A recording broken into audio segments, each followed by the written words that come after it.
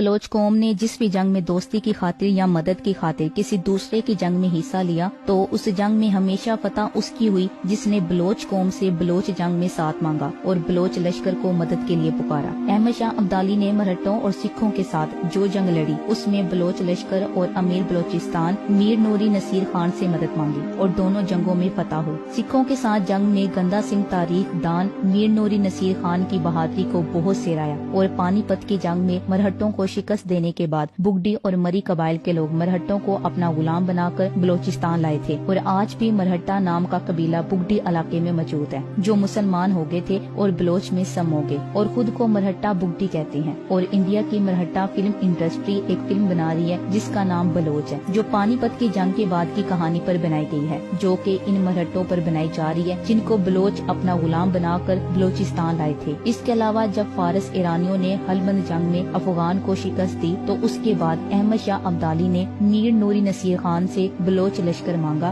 मदद मांगी। तब मीर नूरी नसीर खान ने अफगान लश्कर के साथ हलबंद जंग लड़ने से इनकार किया और कहा इस बार बलोच अकेले जंग लड़ेंगे क्योंकि हम हारे हुए लश्कर के साथ मिलकर मैदान जंग में नहीं उतर सकते। और इस जंग में भी बलोचों ने फारस को शिकस्त दी और अहमद शाह अब्दाली को हलबंद वापस करवाया जिसके बदले अहमद शाह अब्दाली ने खान ऑफ कलात को कोयटा गिफ्ट किया। जब शेर शाह सूरी ने मुगल बादशाह हुमायूं का तख्त छीन लिया दिल्ली पर कब्जा कर लिया तो मुगल बादशाह हुमायूं ने तख्त वापस लेने के लिए मीर चाकर खान रिंद से मदद मांगी और जब शेर शाह सूरी को इस बात का इल्म हुआ तो उसने भी मदद का पैगाम पहुंचाया जिस पर मीर चाकर खान ने शुक्रिया अदा किया और साथ माजरत की और मुगल बादशाह हुमायूं का साथ दिया और शेर शाह सूरी को शिकस्त देकर मुगल बादशाह हुमायूं का तख्त वापस करवाया और इसके बदले में हुमायूं ने चाकर खान को उकाड़ा में जमीन गिफ्ट की। जब मुल्तान के सुल्तान लंका से जनूबी पंजाब के इलाके नहीं संभाले जा रहे थे तो उसने बलोच सरदार मीर सेहराब खान से मदद मांगी और साथ देने और लंगाहों की हुकूमत को शेर शाह और सिखों के हमलों से बचवाने पर वो इलाके दिए जो आज डेरा जात कहलाते हैं जो बलोच सरदारों ने अपने नामों से कायम करके हुकूमत की। जब अमान पर कीनिया के अफ्रीकन नस्ल लोग हमला करने का प्लान बना चुके थे और अमान पर कब्जा करने वाले थे तो अमान के बादशाह ने मकरान के बलोच सरदारों से मदद मांगी और बलोच लश्कर को अमान के अरबी लश्कर में शामिल करवाकर कीनिया के अफ्रीकन नस्ल को शिकस्त दे दो चार किया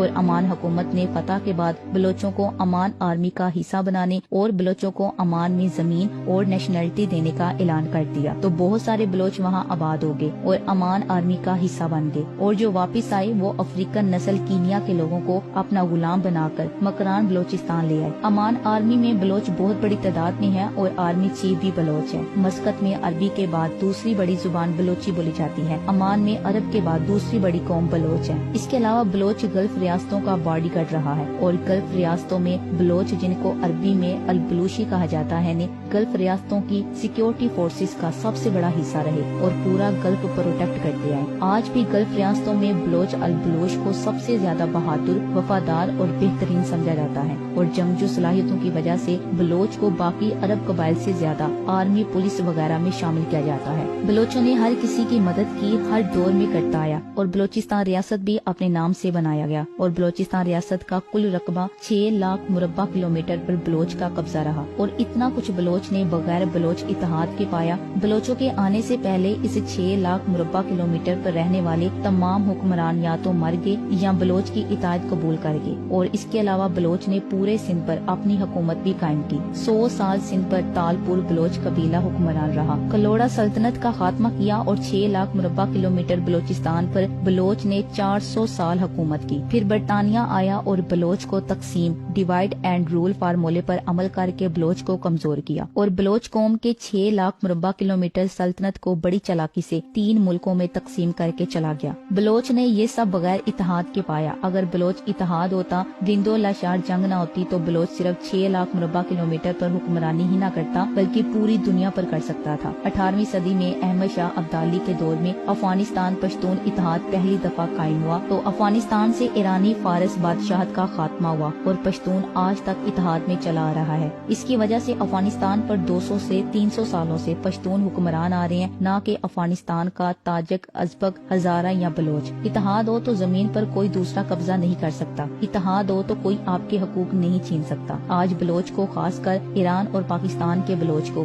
سیاسی اور اخلاقی اتحاد کی اشد ضرورت ہے تاکہ پاکستان اور ایران کے بلوچوں کو باقی قوموں کی طرح حقوق پوری طرح مل سکے اور بلوچ خوشحال ہو۔ اب جنگ نہیں، ہمیں خوشحالی کی ضرورت ہے۔